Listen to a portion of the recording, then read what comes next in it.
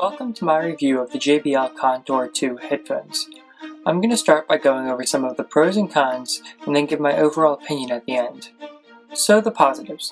These are a good pair of headphones that feel durable and provide good sound quality. The highs are crisp and the mids are very pronounced. They provide good noise isolation and can easily be used in crowded environments.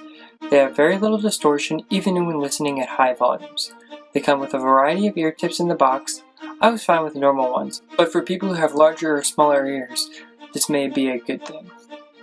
One cool feature that they offer is that they show the battery percentage on your phone.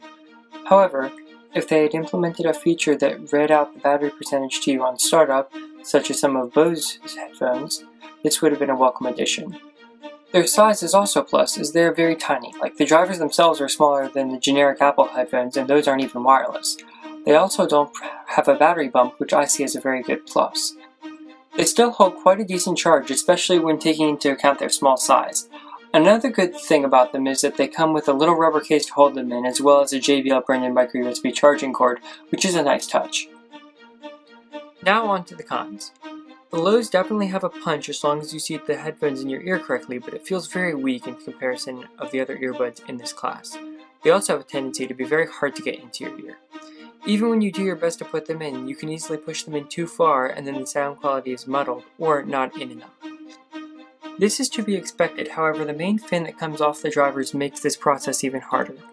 It does get easier as time goes on, and I understand why they did it, as when they are in, it makes them harder to fall out. However, I still believe it to be an annoyance. The only other complaint that I have with them is that the little rubber door that covers the micro USB port is very hard to open as it is so low profile. I understand this design choice as it was made in order to keep the headphones as thin as possible, while still adding to the water resistance. However, in my opinion, it makes it quite tedious to open and I feel it could have been better implemented. Overall, these headphones are a toss-up for me. They provide relatively good sound quality assuming you put them on correctly, and provide a good build quality. However, they are so small that I can't imagine they will be very resilient in the long run, and they lack a strong bass signature. And many of the creature comforts and common on the higher end headphones are just completely absent, and I feel that they should have been implemented even at this price point. They do look nice and they aren't anything to be embarrassed by, which is nice, but I'm not sure that this makes up for the other shortcomings.